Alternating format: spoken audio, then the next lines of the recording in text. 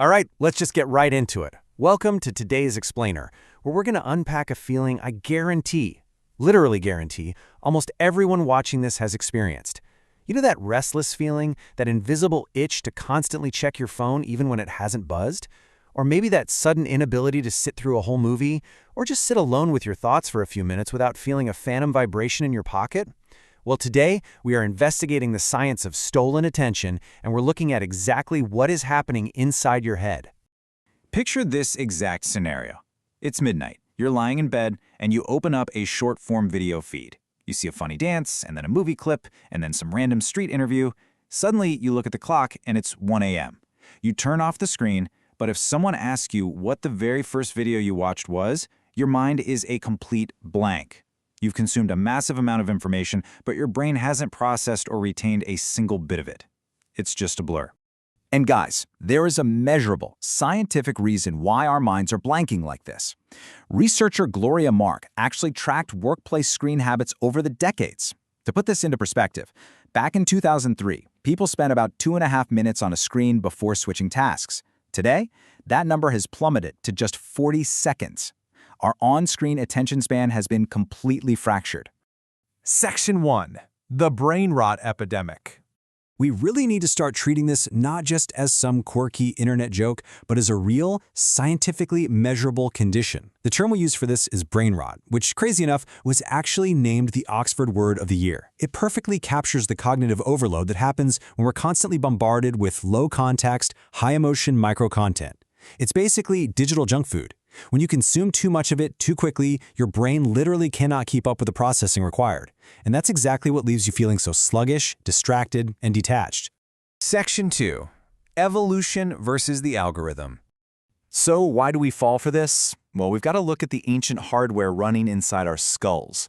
Hundreds of thousands of years ago, our hunter-gatherer ancestors survived because their brains released dopamine, that powerful reward chemical, when they found food or spotted a saber-toothed tiger. It forced them to pay attention. But today, your ancient brain literally cannot tell the difference between a crucial survival signal and a cat wearing a tiny hat. It just knows it desperately craves that novelty. Think of older media, like going to a restaurant with a menu. You browse, you decide what you want, and you order it. You have high agency. But short-form video, that's a feed.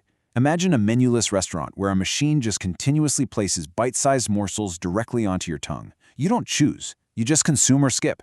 It completely strips away your agency and relies entirely on unpredictable, constant surprise to keep your dopamine spiking. Section 3. What the science actually says. Okay, let's step away from the internet rumors for a second and look at the actual clinical studies, because we first have to bust a massive myth. You have probably heard that our attention spans are now shorter than a goldfish's 8-second span. Look, that is entirely fake and honestly incredibly unfair to the goldfish. Your brain isn't fundamentally broken or incapable of focus. It is just being actively hijacked by a highly engineered environment. So what actually happens to our thinking when we engage with that environment? Well, a study out of Peking University gave students a cognitive reflection test. These are complex problems, like the famous bat and ball math problem, that require you to slow down and think analytically. The students who spent 30 minutes reading performed really well, but the students who spent 30 minutes mindlessly swiping through short-form videos, they saw a massive drop in their scores. The physical act of passive swiping directly degrades our ability to engage in complex thought. And it's not just our analytical thinking taking a hit. We also need to talk about prospective memory. This is a completely vital cognitive function. It's your ability to remember to do something you planned for the future, like remembering to pick up milk on the way home, or joining a scheduled Zoom meeting. It's literally how we navigate our daily lives. Researchers over in Munich actually put this to the test in a lab. They gave subjects a task to remember, and then sent them on a 10-minute break. The folks who just rested, or scrolled Twitter, or even watched a normal, longer YouTube video, zero drop in their perspective memory. But the group that spent their break specifically swiping through a bottomless short-form video feed, their perspective memory just plummeted. It turns out that constant, unpredictable context switching of the feed literally wipes your short-term intentions totally clean. Section 4. The cognitive cost. Honestly, the cost of all this endless stimulation is staggering. We're increasingly relying on something called cognitive offloading, also known as the Google effect. Because our brains are constantly interrupted by notifications, our hippocampus never gets the uninterrupted focus it actually needs to encode long-term memories. So we end up relying on algorithms and AI as a mental crutch. I mean, why store knowledge when it's a click away? Studies are literally showing flatter brainwaves in students heavily relying on AI to retrieve information. And we're seeing the symptoms everywhere. Some studies indicate excessive screen time is associated with a thinning of the cerebral cortex. That's the layer responsible for higher-level thinking. We're also seeing deep emotional vocabularies get replaced by fast, disposable viral internet slang. As the media theorist Marshall McLuhan famously said, the medium is the message. The fast-paced, shallow nature of the feed is physically reshaping our language to be fast and shallow, and it's completely destroying our ability to simply sit with boredom. Which, by the way, used to be the birthplace of all creativity. Just to wrap our heads around the scale of this, the UN estimates about 64 million people suffer from traditional drug addiction worldwide, but experts estimate a staggering 210 million people are currently suffering from social media addiction globally. Think about that. This digital dopamine cartel has outpaced centuries of traditional addiction in just a little over a decade. Section 5.